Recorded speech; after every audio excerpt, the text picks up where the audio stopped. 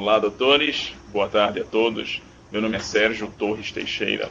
Eu sou juiz do trabalho em Pernambuco, sou professor da Universidade Federal de Pernambuco e estou aqui mais uma vez participando com grande prazer e honra de uma atividade desenvolvida pela Escola Judicial do TRT da 5ª Região.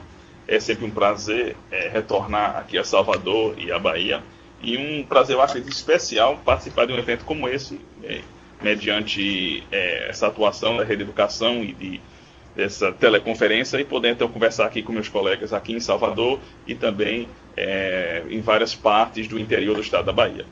E também um prazer muito especial em tratar de um tema que eu venho estudando já há algum tempo, mesmo antes da apresentação desse projeto de novo Código de Processo Civil. Eu sempre fui um interessado nessa parte do direito processual, envolvendo o estudo da tutela cautelar e da antecipação de tutela.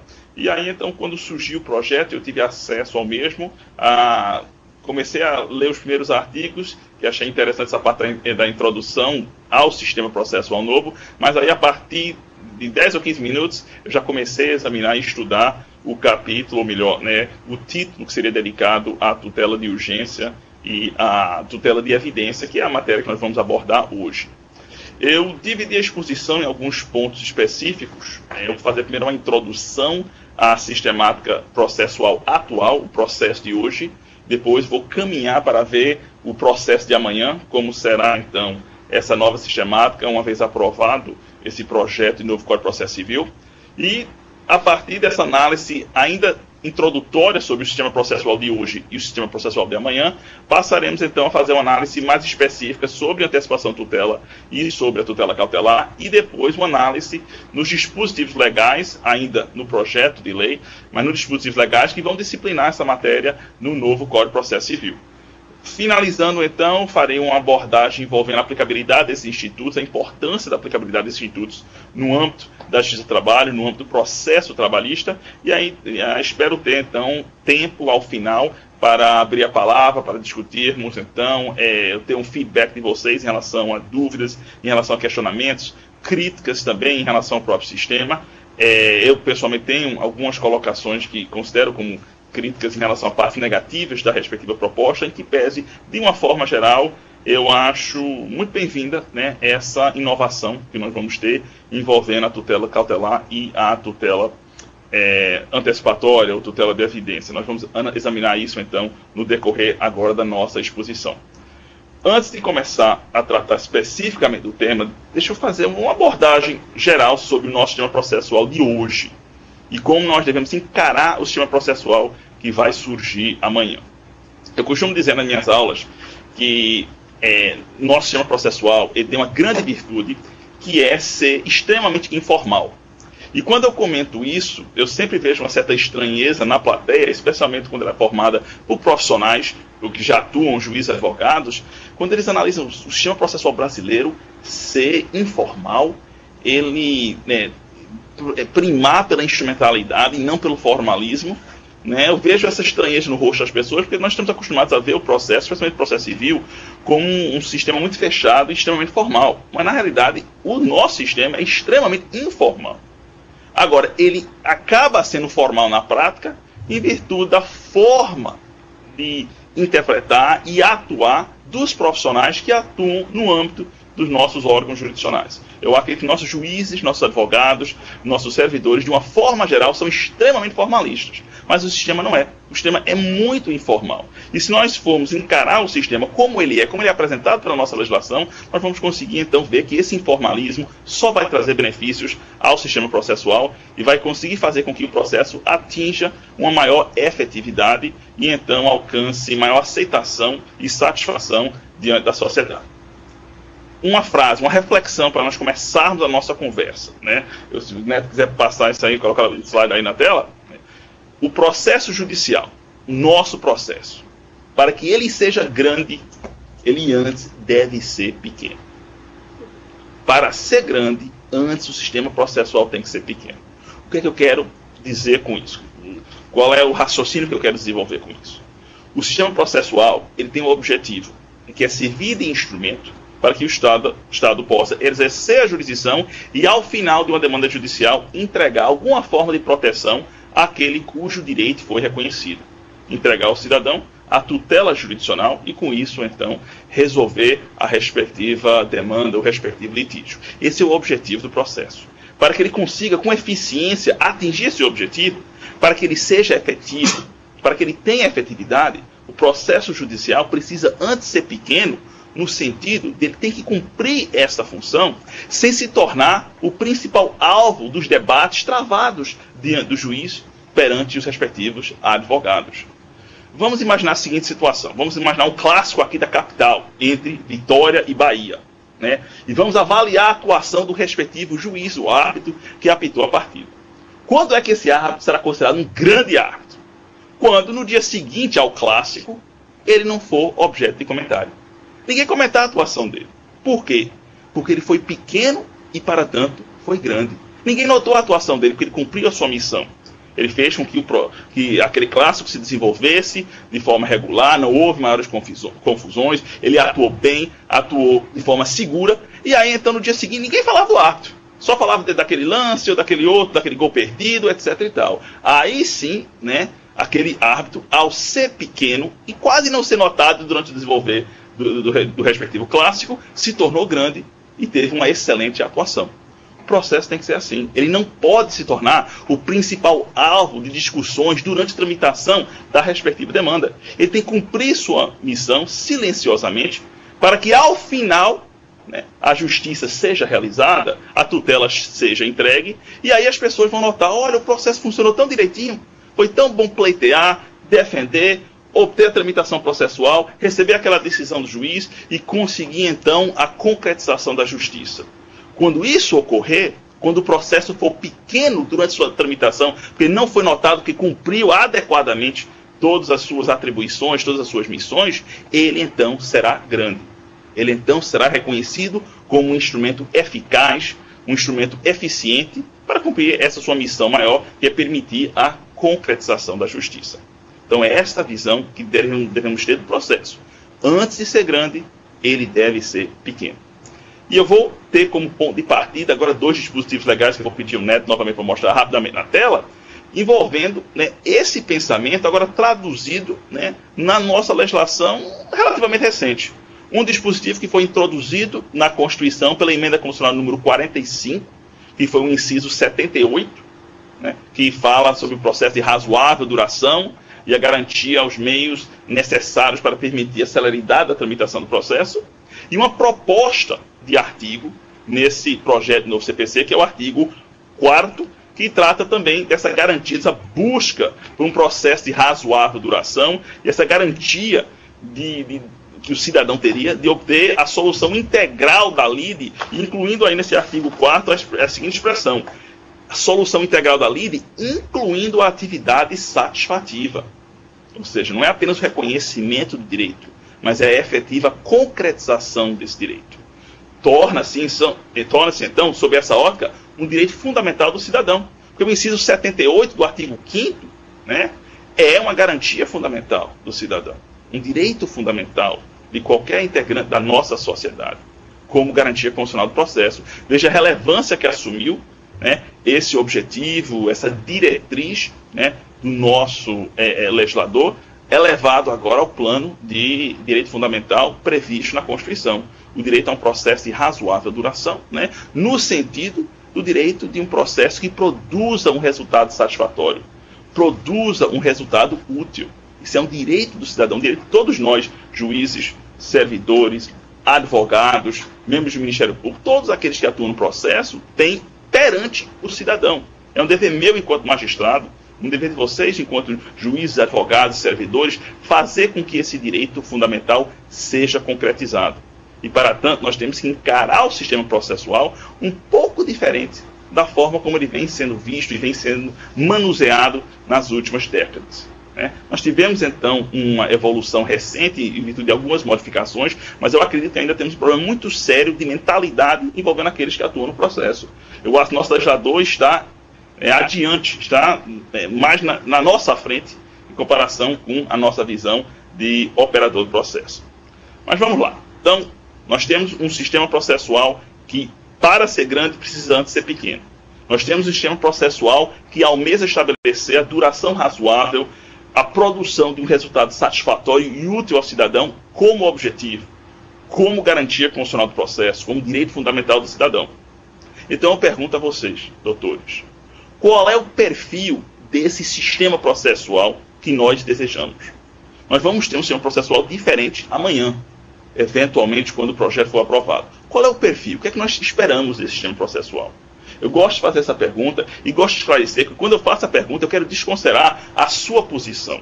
Porque muitas vezes eu tenho respostas de alunos no sentido, depende, professor. Se eu for o autor, eu vou querer um sistema. Se eu for o réu devedor, eu quero um outro sistema. Esqueça essas alterações de acordo com a sua posição. Pense na sua pessoa enquanto cidadão. Pense numa eventual necessidade que você possa ter para ingressar com a demanda judicial. Seja na área civil, imagine, por exemplo, a necessidade de obter uma tutela médica para um filho que está enfermo. Ou então na área trabalhista, pense na situação em você como um empregado ou empregada que foi desligado da empresa sem receber um único centavo e precisando desse dinheiro para garantir a subsistência da sua família. Qual é o tipo de perfil que você quer para o sistema processual? O que é que você deseja do modelo processual que o Brasil terá que adotar? Você quer livre acesso? Você quer simplicidade, celeridade, eficiência, a garantia de satisfação ao final, um resultado útil? É evidente que sim. Todo e qualquer cidadão deseja isso no sistema processual. Ele quer estar diante de um sistema que vai assegurar a ele, quando o seu direito for reconhecido, uma proteção do Estado, uma tutela jurisdicional que gere satisfação. E satisfação no sentido pleno. No sentido que não apenas ele conseguiu o que queria, mas ele conseguiu em tempo hábil para gerar, então, a sua satisfação. Ele saiu daquela demanda judicial, então, satisfeito com a atuação que o Estado teve nessa busca pela concretização do seu direito. É esse o tipo de perfil que desejamos. O nosso modelo processual de amanhã tem que mirar, tem que ter por objetivo servir dessa forma ao nosso cidadão. Nós estamos, aos poucos, paulatinamente, caminhando nessa área. Basta analisar a evolução que nosso modelo processual vem sofrendo desde pelo menos 94. Vamos estabelecer essa como data inicial das reformas do Código de Processo Civil atual. Desde 94, aquelas 4 leis que foram publicadas em dezembro de 1994, uma entrou em vigor, se não me engano, na data da publicação, as outras 3 ficaram para 95, mas nós tivemos então uma alteração relativamente profunda no nosso Código de Processo Civil. Tanto que eu guardo o Código de Processo Civil que eu utilizei no meu último ano na graduação, em 90, apenas por razões sentimentais. É uma relíquia histórica, mas eu tenho um carinho especial por aquele meu código, mas só por isso. Nós jamais poderíamos utilizar aquele Código de Processo Civil de 90 hoje em dia.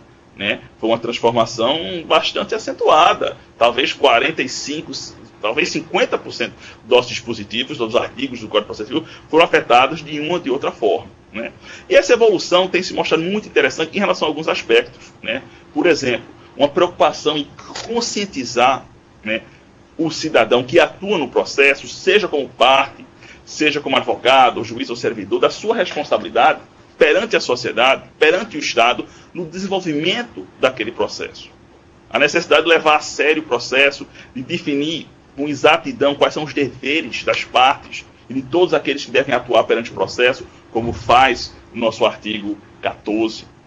Delinear bem quais são os atos reputados como de litigância de má-fé, estabelecer várias sanções, não apenas aquelas próprias litigâncias de má-fé nos artigos 17 e 18 do CPC, mas vários outros outras modalidades de punições para aqueles que não cumprem adequadamente esses deveres que devem ser respeitados sempre, seja a pessoa, uma parte, autor, réu, seja também um profissional que atua como juiz ou como advogado, como membro do Ministério Público ou como servidor.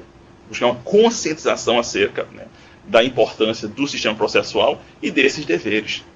O que inclui, então, um dever que todos nós sempre temos que reconhecer, que o próprio Estado tem e que ele assume a partir do momento no qual ele é provocado, que é o dever de entregar àquele cidadão uma tutela jurisdicional justa, adequada e útil. O Estado assume essa função a partir do momento no qual se ingressa em juízo pleiteando sua intervenção naquela situação litigiosa para solucionar o respectivo conflito. Um direito que está inserido naquele inciso que eu mencionei anteriormente, que foi acrescentado ao artigo 5º da Constituição. Basta uma leitura bem rápida do artigo 5º, inciso 78, para você ver o reflexo desse dever. Porque o legislador, ao incluir no artigo 5º, no rol de direitos fundamentais, a garantia que o cidadão teria de um processo de razoável duração, ele está se referindo ao direito que o cidadão tem de obter do Estado, uma solução que se enquadra nesse perfil de uma tutela jurisdicional, de uma tutela do Estado, que seja justa, no sentido de refletir o sentimento de justiça da nossa sociedade, consagrado no nosso direito dogmático, que seja adequada à tutela àquele caso concreto. E essa questão da adequação é muito importante, e nosso legislador, inclusive no projeto, em vários itens, ele sempre utiliza a expressão adequado ou adequação, porque nós sempre temos que visualizar a necessidade que o juiz tem, ao agir como representante do Estado, de fazer uma adequação daquele caráter abstrato da norma à concretude daquele caso específico. E muitas vezes você tem casos aparentemente iguais, essencialmente iguais, mas que demandam tutelas diferenciadas por uma ou outra peculiaridade. Mesmo em causas repetitivas, por exemplo, em alguns casos é necessário você proporcionar uma tutela diferente. Pode ser, por exemplo, que o destinatário da tutela seja uma pessoa com uma idade avançada e, como consequência, a forma de entrega daquela tutela tem que ser diferente em comparação a uma pessoa que não teria esse mesmo estado de urgência, como alguém que, se não recebesse a tutela rapidamente, poderia então não a receber em tempo de usufruir plenamente daquela proteção estatal. Então, mesmo sendo um caso essencialmente diferente, uma diferença entre o destinatário da proteção pode levar com que haja a necessidade de uma melhor adequação da tutela a um ou a outro caso concreto. E a tutela jurisdicional é dever do Estado proporcionar não apenas uma tutela justa e adequada, mas também, de forma imprescindível, uma tutela jurisdicional útil. A utilidade, a serventia daquela proteção é absolutamente imprescindível à satisfação do cidadão. O que é que adianta proporcionar ao final de um processo judicial uma sentença impregnada de justiça? Absolutamente linda, sob o ponto de vista formal, que consagrou a justiça daquele caso concreto no plano formal. Só que ela chegou a destempo. Não chegou em tempo de permitir que o seu destinatário efetivamente recebesse concretamente, materialmente, aquela proteção. E a sentença foi justa, formalmente, mas materialmente não conseguiu concretizar a justiça daquele caso concreto. A sentença, a decisão do juiz, a tutela jurisdicional, tem que proporcionar utilidade. Somente haverá satisfação com utilidade. Não adianta, como dizem os reclamantes, que eu costumo ouvir, e os seus advogados, não adianta ganhar e não levar. A satisfação somente ocorrerá quando a tutela for efetivamente entregue. É por isso que a tutela jurisdicional precisa ser, o Estado precisa proporcionar uma tutela adequada, justa e útil. Este é o dever do Estado, consagrado no artigo 5º, inciso 78.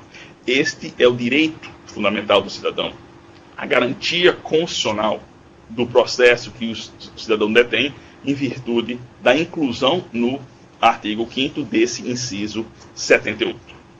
Okay? Então, este é o perfil do sistema processual, esses seriam suas finalidades, seus principais elementos em relação a garantias e a deveres. Mas isso, como já mencionei, nós temos visto surgir em um ou outro dispositivo nessa caminhada de reforma que o nosso Código de Processo Civil sofreu nos últimos 18, 20 anos quase. Nós temos então, aquela reforma em 94, depois em 95 tivemos outras leis modificando outros textos do CPC, em 96 veio a lei dos juizados especiais, depois em 98 aquelas leis alterando o sistema de recurso do Código de Processo Civil, em 2002 veio a lei 10.444, fazendo então uma série de outras alterações sobre as alterações anteriores inclusive, daí então muitos chamarem esta lei de a reforma da reforma. E por aí, 2005, 2006, surgiram aquelas modificações profundas em vários setores do nosso Código de Processo Civil, inclusive aqueles decorrentes da Lei 11.132, que modificou todo o nosso sistema de execução, trazendo a execução para dentro da relação processual cognitiva, como etapa complementar do processo de conhecimento, aquela fase de cumprimento de sentença, modificando por completo o nosso sistema tradicional, que dividia de forma muito rígida o processo de conhecimento e o processo de execução.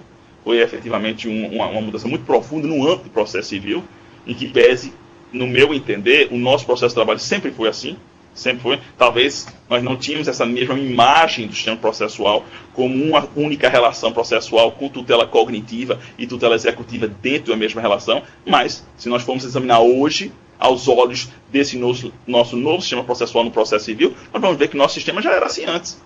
Porque, na realidade, a ação trabalhista, numa única relação processual, permite ao Estado proporcionar uma tutela cognitiva, reconhecendo o direito, e em seguida, sem interrupção, sem intervalo, inicia uma fase de execução, né, que é a execução trabalhista, sem que haja qualquer tipo de modificação naquela mesma relação processual.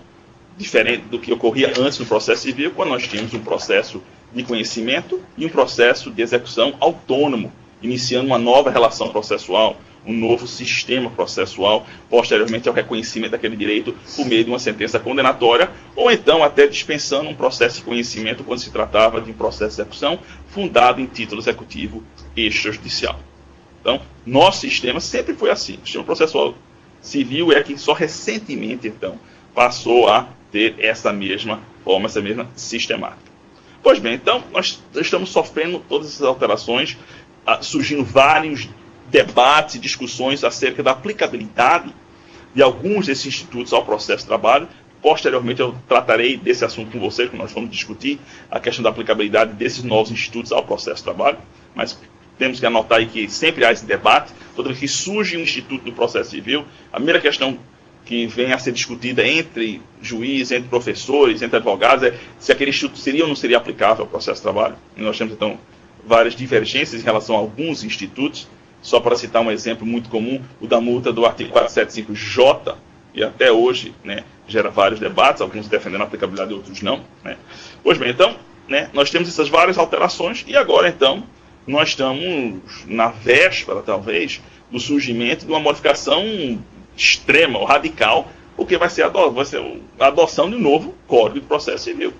Nosso atual Código de Processo Civil, apesar de todas essas reformas iniciadas em 94, ele é de 73, na sua origem, né, pelo menos a maior parte do seu texto, né, é de 73, considerando então essas alterações sofridas, e nós estamos então agora com um projeto de lei que foi iniciado, né, esse ano ainda, né, foi desenvolvido então numa primeira fase com um relator, o senador, se não me engano, Walter Pereira, foi o seu relator, que então, após uma primeira fase de discussões, apresentou um dispositivo, alterando, né, alguns dispositivos do projeto original, que o projeto original recebeu o número de 166 de 2010. E então nós estamos atualmente na segunda fase, né, haverá uma discussão na Câmara, certamente vai retornar ao Senado, nós vamos ainda ter várias discussões, mas, né, é bem provável que talvez, se não esse ano, no próximo ano, venha a ser aprovado esse projeto e nós passaremos então a ter um novo Código de Processo Civil. Acredito eu, no entanto, que será respeitado a proposta original de existir um vacatio legis de 1 ano, que é o mínimo dos mínimos que seria necessário para você efetivamente estudar e compreender o novo código, para então poder aplicá-lo na prática. Seria temerário permitir, por exemplo, que o novo código entrasse em vigor na data da publicação da respectiva lei, ou num espaço de tempo muito curto, 45 dias depois, 90 dias depois. Por quê? Nós estamos falando, no motivo, é porque nós estamos falando de um sistema processual que se desenvolve ativamente na nossa atuação profissional. Então, para compreender as novas normas, reconhecer os novos requisitos, saber essas alterações procedimentais, nós precisamos de um tempo razoável para estudar, ler, interpretar e absorver essas mudanças. Eu acho, com toda sinceridade, 1 ano pouco, mas é o mínimo que nós precisamos e provavelmente é o máximo que nós vamos ter. Então, nós temos que nos acostumar com essa ideia de que em breve teremos um novo sistema e teremos um tempo relativamente curto para efetivamente aprofundar o nosso domínio sobre a respectiva matéria e em seguida começar a atuar. seja como juiz, seja como advogado, servidor mesmo do Ministério Público, nós vamos estar diante de novas regras procedimentais que precisam ser, né, absorvidas, dominadas, para então definir a nossa atuação, né, no dia a dia. Em virtude dessa situação é que eu estou estudando, né, procurando estudar aos poucos cada parte do projeto, né, toda vez que eu posso. Toda vez que eu sou convidado a ministrar alguma palestra, algum curso, eu procuro sempre fazer um gancho com a parte, né, do novo Código de Processo Civil que poderia ser aplicado àquele tema que vai ser abordado na minha respectiva aula. Uma forma que eu estou encontrando para tentar me familiarizar com aquela matéria, mesmo sabendo que é perfeitamente possível que o projeto não venha a ser aprovado, ou em sendo aprovado, seja aprovado de uma forma diferente daquilo que eu estudei, talvez 6 meses atrás ou 3 meses atrás. Como na realidade é o que nós vamos ver hoje, porque eu já ministrei pelo menos 2 outros módulos, ou cursos, ou aulas, ou palestras, exposições, envolvendo a tutela de urgência e a tutela de evidência no novo Código de Processo Civil, baseado no projeto original. E hoje, vai ser pela primeira vez, inclusive, eu vou tratar do tema agora considerando as alterações provocadas pelo substitutivo, né, aprovado, né, pelo senador, né, relator do respectivo processo, que teve então algumas alterações importantes. E é possível, então, daqui a 1 ano ou 6 meses, de repente, o que eu discuti aqui com vocês não venha a ser exatamente o texto que veio a ser aprovado. Essa possibilidade sempre existe. Mas só o fato de você discutir, você visualizar, ver as possibilidades de mudanças, é importante, que isso já é um início de aprendizagem. E eu confesso a vocês, pelo que eu já estudei do projeto do Código como um todo, realmente nós precisamos ter esse tipo de preparo, porque algumas mudanças são muito radicais. Tem algumas questões menores em termos, um outro dispositivozinho que certamente vai afetar a nossa forma de atuação na Justiça do Trabalho, perante o processo do trabalho, e que precisamos, então, efetivamente dominar. Então, uma sugestão que sempre faço a vocês é, à medida do possível, dê uma olhada quando um outro tema lhe interessa, né? Analisando, então, o que pode vir por aí em relação à respectiva disciplina legal. Eu vou fazer, então, agora uma rápida, e vai ser super rápida análise, da parte inicial desse projeto de novo Código de Processo Civil, para somente, então, começarmos efetivamente a entrar no miolo, no núcleo da nossa apresentação, que é a tutela de urgência e a tutela de evidência. Porque essa parte inicial eu acho muito importante, porque ela estabelece a diretriz interpretativa das regras previstas nos artigos do projeto. Muito importante, os primeiros 3 ou 4, os primeiros 8 artigos, talvez, são muito importantes, que eles vão definir como devemos, então, interpretar esse novo código e o novo sistema processual dele decorrente. Então, eu vou destacar, né, por exemplo, a diretriz da interpretação conforme a Constituição de todos os artigos do Código. Destacar também alguns novos princípios que foram acrescentados, como princípios aos quais todos nós somos subordinados na atuação dentro do processo judicial. Destacar só mais uma vez a ideia daquela garantia da efetividade processual, aquela garantia do cidadão a um processo jurisdicional efetivo, e depois tratar rapidamente sobre 2 princípios que já existem no atual Código de Processo Civil, mesmo que de forma implícita no respectivo texto, mas nesse novo projeto foram expressamente consagrados, seriam os princípios da cooperação e da colaboração, que eu acredito que são muito relevantes. E até hoje esses princípios não foram plenamente absorvidos pelos nossos profissionais do dia a dia. São poucas as pessoas que realmente estudam com mais afinco, com mais profundidade esses princípios, e são importantíssimos. Eu acho, na realidade, a conscientização do que significa o princípio da colaboração, por exemplo, vai modificar radicalmente a forma de atuar de boa parte dos nossos profissionais, notadamente, né, os advogados que atuam em processos litigiosos. Se eles tiverem consciência do que significa o princípio da colaboração, a forma de agir deles em demandas judiciais hoje vai mudar, né, de forma substancial. Eu já conversei isso com vários colegas advogados, e tudo, nós discutimos isso, e, né, aqueles que realmente estão, né, estudando essa matéria reconhecem que vai imprimir um perfil, uma face diferente para o processo contencioso aqui, né, no nosso país. Mesmo que o efeito não seja imediato, pelo menos, na nossa esperança, para futuras gerações, o processo judicial será um processo, né, mais eficiente e mais em direção àquilo que desejamos de um sistema civilizado, um sistema processual civilizado. O processo, né, envolve disputa, envolve litígio, envolve, entre aspas, uma guerra, mas mesmo a guerra tem que ser desenvolvida, tem que ser batalhada segundo princípios éticos muito firmes pelos seus respectivos adversários. E o princípio da colaboração estabelece, então, uma diretriz nesse sentido que eu acho muito interessante. Então, só algumas pinceladas em relação a alguns dispositivos dessa parte geral do código que vão definir a nossa forma de encarar, de interpretar os dispositivos que o projeto vai nos apresentar.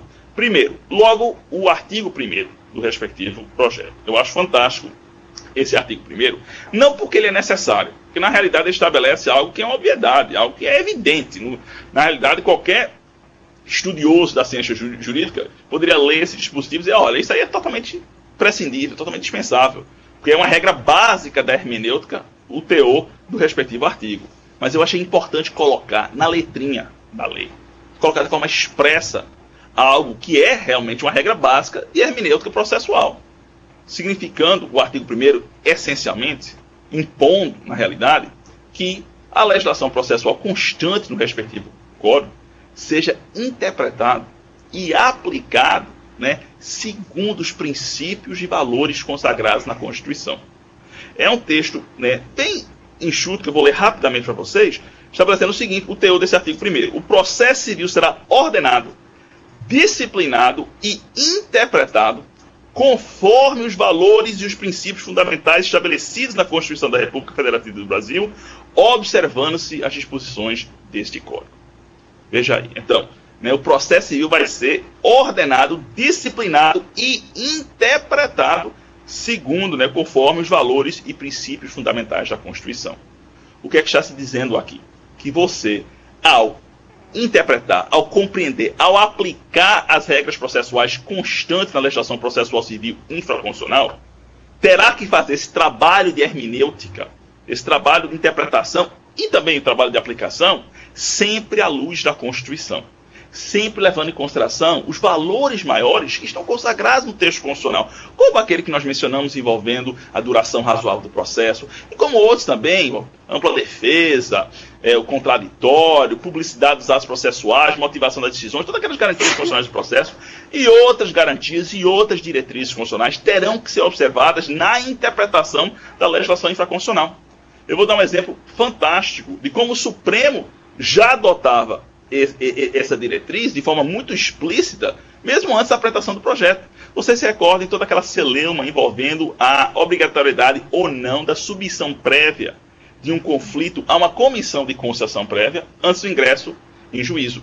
E toda aquela discussão envolvendo o artigo 625D da CLT, que pela letra, né, uma interpretação gramatical literal, é muito óbvio, eu acho, que impunha, né, a submissão, caso existisse uma comissão de conciliação prévia no local de trabalho e no âmbito daquela empresa. Tanto que, eu tenho quase certeza, vocês podem me corrigir se estou enganado, mas aqui o TRT da quinta região tinha uma súmula estabelecendo a obrigatoriedade. E realmente, se você for ler o artigo 625D, é muito claro que, né, o texto, gramaticalmente falando, está impondo essa submissão prévia.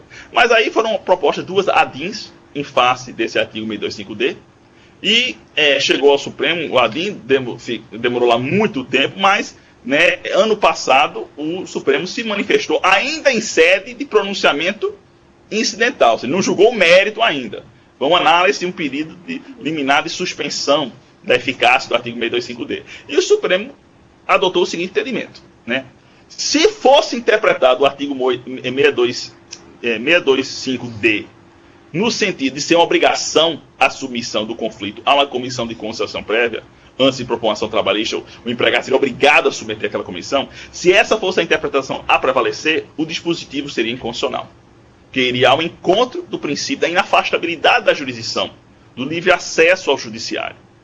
Então, o Supremo decidiu não declarar inconstitucional, nem suspender a eficácia do artigo 625D, mas sim estabelecer, na sua decisão incidental, uma interpretação conforme a Constituição, estabelecendo que todos devem interpretar o artigo 625D até o pronunciamento de mérito do Supremo, todos devem interpretar esse artigo 625D conforme a Constituição, no sentido de interpretar que a submissão é uma mera faculdade e não uma obrigação.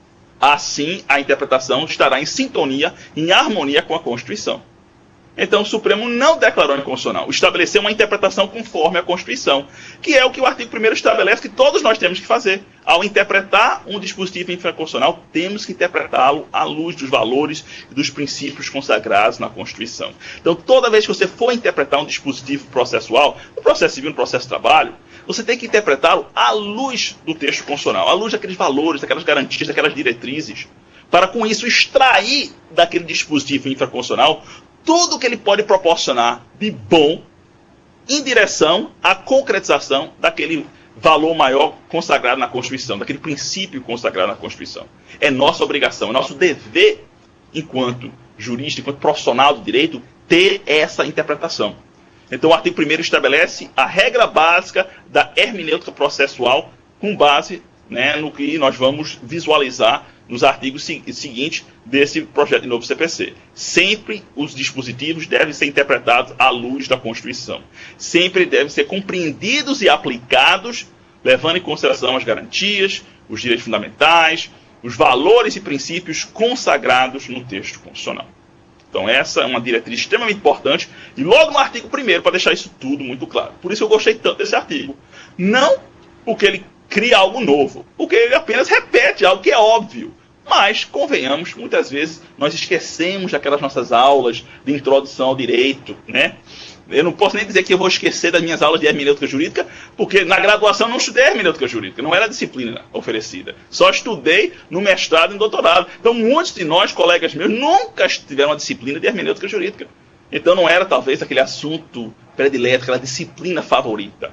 São aqueles que nós vamos fazer uma pesquisa aí, né, entre os alunos, dificilmente a hermenêutica jurídica vai ser escolhida como, né, a disciplina favorita durante o curso de Direito, mas é uma disciplina fundamental, de imensa importância, né? E o reflexo está aqui, na nossa interpretação, na nossa forma de interpretar e compreender. E aqui uma regra básica que não podemos esquecer.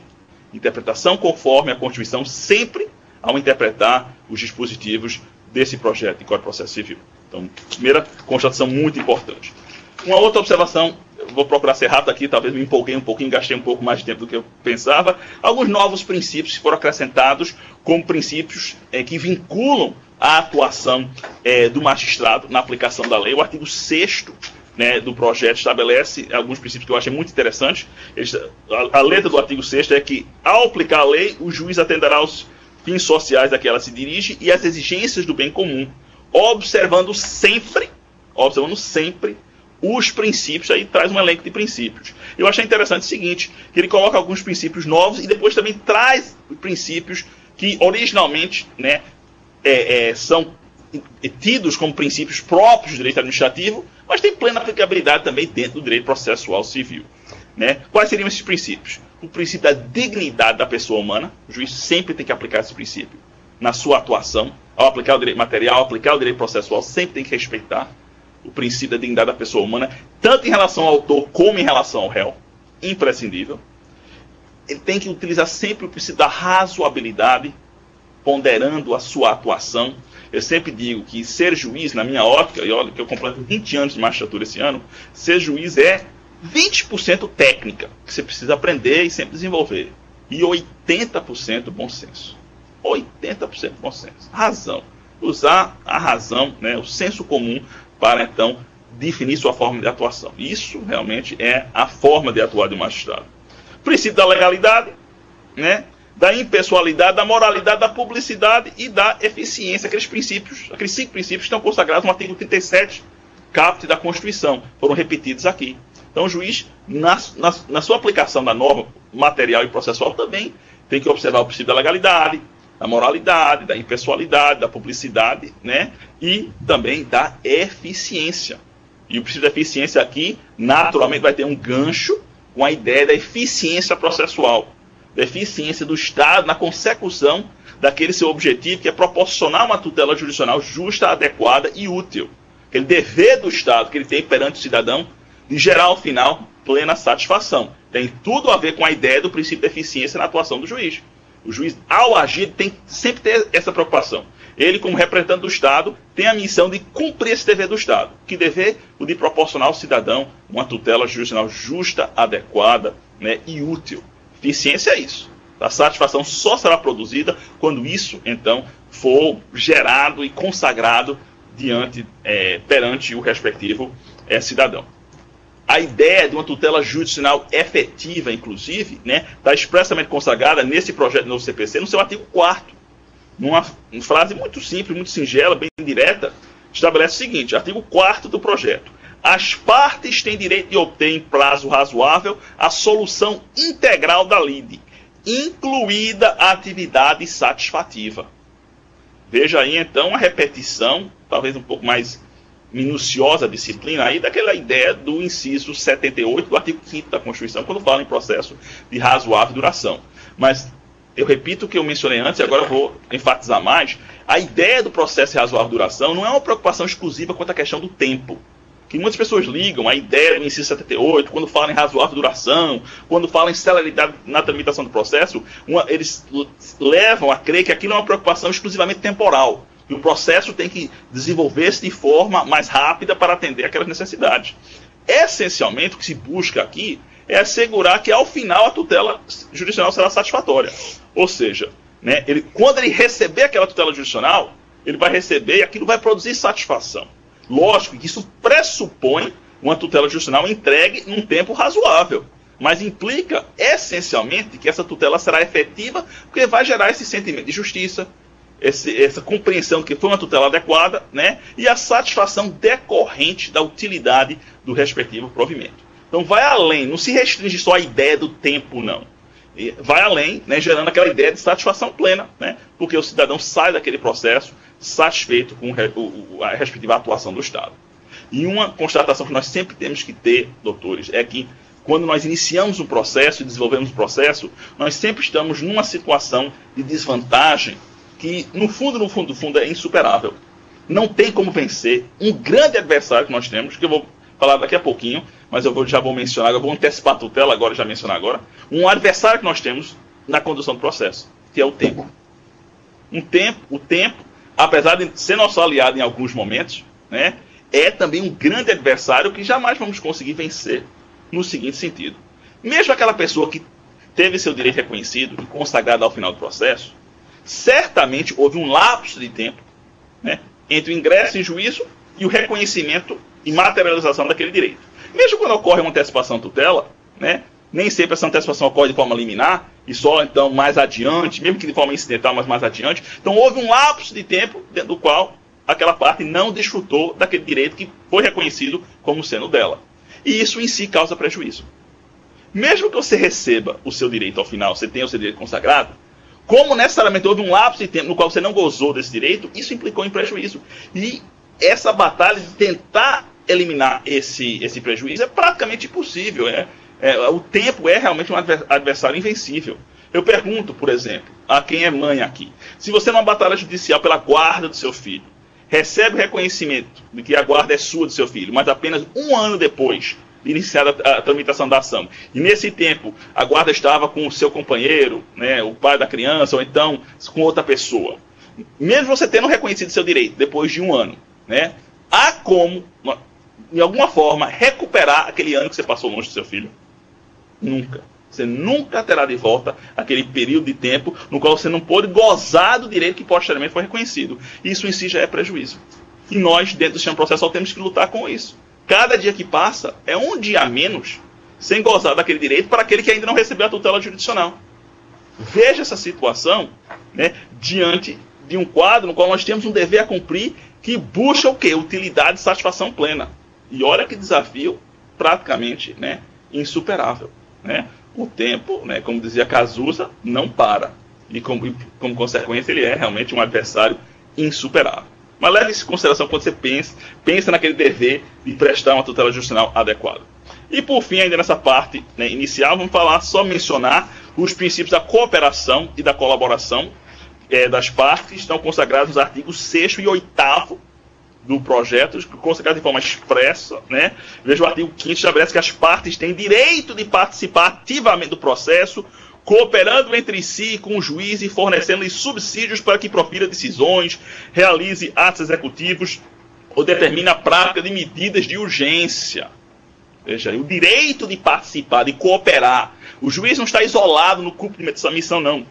As partes têm também o direito e dever de participar dessa missão de concretizar a justiça ao final da demanda judicial. Então, né, esse direito de cooperar é muito importante, expressamente consagrado aí no artigo 5º. E no artigo 8º, aí falando sobre o princípio da colaboração, eu acho isso muito importante. Veja aqui, texto do artigo 8º. As partes têm o dever de contribuir para a rápida solução da lide, colaborando com o juiz para a identificação das questões de fato e de direito e abstendo-se de provocar incidentes desnecessários e procrastinatórios. O dever de colaborar. O dever de se abster de criar qualquer tipo de empecilho ou obstáculo para a fluidez do processo. O dever de colaborar com o juiz, apresentando ele, oferecendo ele subsídios para que ele possa julgar da forma mais justa possível. Veja aqui, visão para aqueles que estão acostumados a ver o processo como uma guerra, onde praticamente vale tudo, onde do outro lado, mesmo que esteja um colega de profissão, ele é seu inimigo, e você tem que combater todas as formas para fazer com que o seu cliente venha triunfar. Veja, né, um perfil muito comum no dia a dia, que nós escutamos e vamos até testemunhar na prática, agora com uma visão diferente. Não, agora estamos trabalhando juntos, colaboradores. Eu sei que nós não podemos imaginar, né, que o processo judicial vai ser como num passeio, num parque, no qual o juiz vai andar de mãos dadas com o autor e o réu, todos felizes da vida com o resultado. Não, ninguém está exigindo que você tenha essa forma de visualização do processo judicial, né? Nunca vamos chegar a esse ponto. Mas uma visão mais próxima ao antigo processo germânico, no qual todos atuam em conjunto para permitir uma solução o mais próximo possível da justiça. Esse é o perfil que o nosso projeto está querendo encaminhar.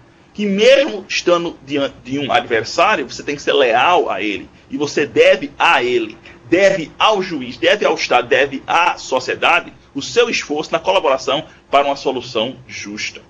Se isso for possível, talvez, quem sabe, não na minha geração, talvez de vocês mais jovens, ou até dos nossos filhos ou netos, só isso aí será um grande avanço para o nosso país. Pensar que num processo judicial, você vai ter um adversário do outro lado, mas alguém que vai atuar eticamente e consciente do seu dever de colaborar com a justiça. Pare e pense se você estivesse nessa situação. Você como litigante, do outro lado, né, o seu adversário, com o seu advogado, mas você sabendo, né, que tanto você como ele terão esse dever de colaborar para que o juiz possa julgar da forma mais justa possível. Encare o processo dessa forma e vê como essa situação seria ideal para você. Você ter essa garantia de fidelidade, de atuação ética, né, sua, do seu advogado, do advogado da outra parte, né, de todos aqueles que vão atuar no processo.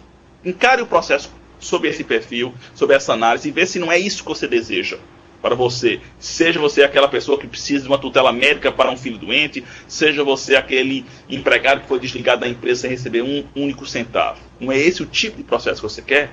O tipo de sistema processual que você deseja ter? O perfil do modelo processual que você almeja ter?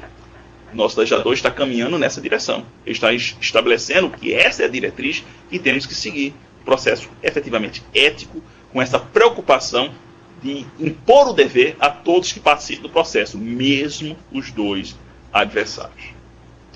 Pois bem, esta então, doutores, é mais ou menos o perfil, a visão que podemos extrair do processo de uma forma geral, que o nosso legislador está buscando materializar por meio desse projeto de novo Código de Processo Civil. Você vê aí alguns valores novos, outros nem tão novos, mas talvez expostos de forma mais incisiva, de forma mais direta, né? De uma forma ou de outra, por mais que você tenha críticas contra um ou outro dispositivo, e eu tenho minhas críticas pessoais a um ou outro, eu gosto, né? Eu me sinto bem com essa busca por esse perfil. É o tipo de processo que eu desejaria ter. Se eu tivesse uma situação de um filho que precisasse de uma tutela, que tivesse que recorrer à justiça, se eu fosse um empregado que não tivesse nenhum tostão e foi desligado e precisaria entrar com ação trabalhista, eu gostaria de ter esse tipo de processo também se eu fosse réu numa ação qualquer e fosse acusado injustamente de ter praticado um ato. Eu gostaria de obter o mais rápido possível uma decisão judicial comprovando que eu não agi daquela forma.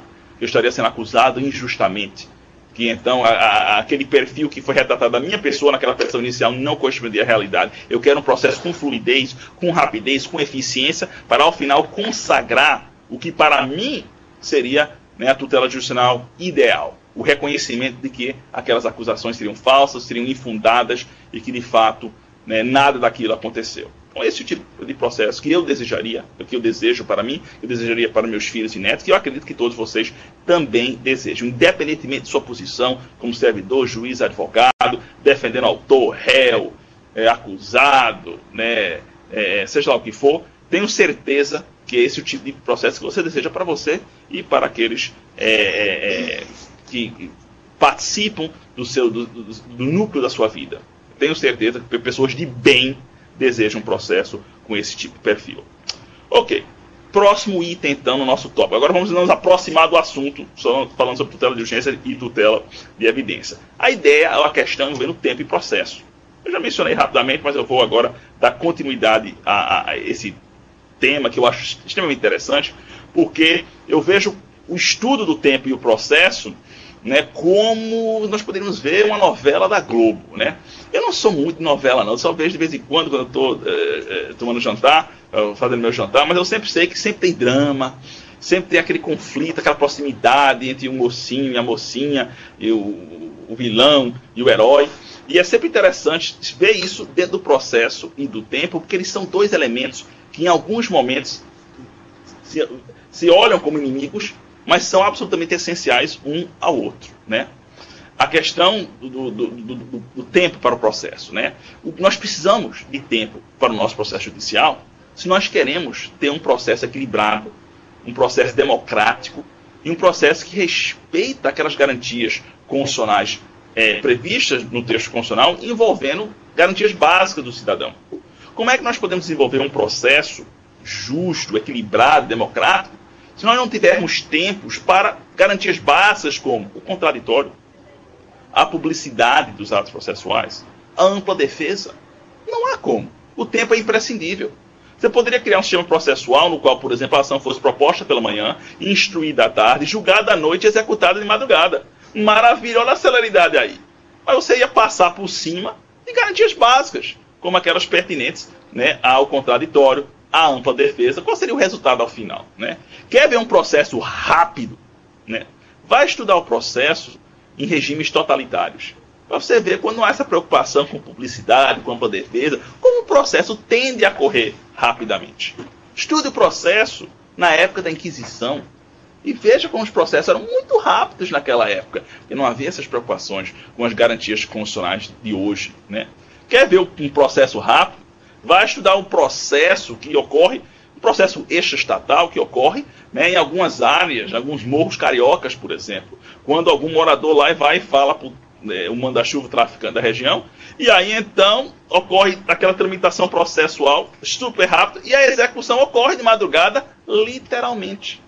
Aí você tem um processo muito rápido, mas um processo que não respeita essas garantias constitucionais básicas que nós temos, como ampla defesa, como contraditório, como a publicidade e tudo mais. Então nós precisamos de tempo, o processo realmente precisa de tempo. Só que tempo demais, um processo longo, desenvolvido de forma extremamente lerda, né, naturalmente cria uma situação de risco para o próprio objetivo do processo, que é ao final entregar aquela tutela jurisdicional efetiva, justa, adequada e útil. Por quê? Porque, como foi mencionado antes, cada dia que passa é um dia no qual ocorre uma lesão, ocorre um dano, quando a pessoa que ainda não teve seu direito reconhecido, a parte que ainda não teve seu direito reconhecido, não recebeu aquela tutela materializada. Cada dia que o processo utiliza no seu desenvolvimento, e com isso provoca, né, um distanciamento entre a parte cujo direito está sendo, né, pleiteado e a efetiva concretização desse direito, cada dia que passa implica, então, num prejuízo.